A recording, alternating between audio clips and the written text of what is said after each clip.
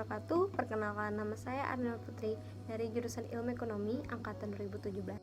Dalam kesempatan ini, saya ingin menjelaskan tentang sejarah pemikiran ekonomi pada era Yunani untuk memenuhi tugas kelompok mata kuliah sejarah pemikiran ekonomi yang dibimbing langsung oleh Bapak Andi Faisal Anwar.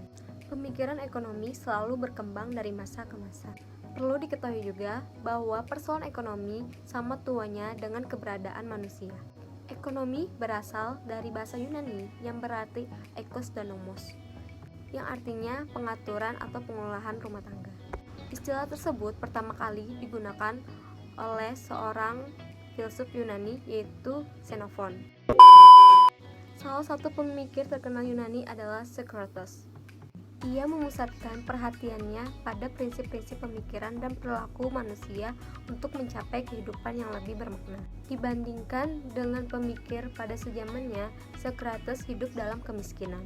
Akan tetapi, sebagai seorang guru, Socrates melakukan interaksi kepada pemikir sezamannya, khususnya kepada murid yang masih muda. Socrates mengajak berdialog dan bagaimana cara berpikir secara benar. Socrates berpendapat bahwa hidup yang tidak teliti tidak pantas untuk dijalani. Socrates tersendiri tidak menuliskan hasil pemikirannya, akan tetapi ajaran-ajarannya yang telah diberikan kepada muridnya dituliskan oleh muridnya tersebut, yaitu Xenophon dan Plato.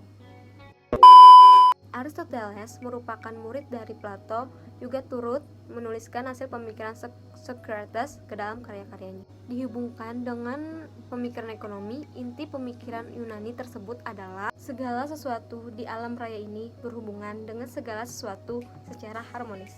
Maksud dari kata tersebut adalah tidak ada yang berdiri sendiri. Keterkaitan segala sesuatu dengan segala sesuatu itu tunduk kepada hukum alam yang secara universal. Pemikiran Plato. Plato menulis buku yang berjudul Republika, menunjukkan pada masa Yunani kuno tentang uang, bunga, jasa, dan tenaga kerja manusia dari hasil perdagangan dan perbudakan. Sayangnya, pembahasan masalah-masalah ekonomi pada era Plato itu tidak dilakukan secara khusus. Akan tetapi, sejalan dengan pemikiran suatu masyarakat yang sempurna atau disebut dengan utopia. Plato juga menjelaskan, yaitu ada 3 pekerjaan yang dilakukan oleh jenis manusia yang berbeda-beda. Yang pertama, pengatur atau pengusaha. Yang kedua, tentara. Yang ketiga adalah para pekerja. Dari ketiga pekerja tersebut, bagi Plato hanya golongan terendah yang boleh mengejar raba atau mengumpulkan harta. Sementara pengusaha dan tentara tidak bekerja, hanya untuk mengabdikan diri kepada negara. Kembali lagi ke Plato. Plato merupakan orang pertama yang dapat dikatakan mengecam kekayaan dan kemewahan. Lebih lanjutnya, Plato menjelaskan agar seluruhnya dapat hidup dengan sejahtera. Menurut Plato, kalau nafsu keserakan itu tidak dapat dikendalikan, bagian orang yang cerdik, pintar, dan berkuasa akan hidup dengan berkemewahan. Sementara itu, yang lain akan hidup dengan kesengsaraan dan menderita. Teori Plato yang masih relevan yang dapat digunakan untuk masa sekarang adalah teorinya tentang fungsi uang. Dalam bukunya Politika, Plato menjelaskan selain sebagai alat tukar, juga berfungsi sebagai alat pengukur nilai dan alat untuk menimbun kekayaan. Pemikiran Aristoteles. Aristoteles merupakan seorang murid dari Plato yang sangat terkenal. Pemikiran Aristoteles mengenai ekonomi jauh lebih maju dibandingkan gurunya, yaitu Plato. Aristoteles adalah orang pertama yang melihat bahwa ekonomi merupakan suatu bidang tersendiri yang pembahasannya harus dipisahkan dengan bidang-bidang lain. Aristoteles juga merupakan orang pertama yang meletakkan pemikiran dasar tentang teori nilai dan harga. Kontribusi pemikiran Aristoteles terhadap ekonomi, pemikiran tentang pertukaran barang, dan kegunaan uang terhadap pertukaran barang tersebut. Menurut Aristoteles, kebutuhan manusia tidaklah banyak, akan tetapi keinginannya yang tidak terbatas. Kegiatan produksi yang dilakukan untuk memenuhi keinginan manusia yang tidak terbatas itu dikecam sebagai sesuatu yang tidak alami. Aristoteles membedakan ada 2 proses ekonomi, yaitu kegunaan dan keuntungan.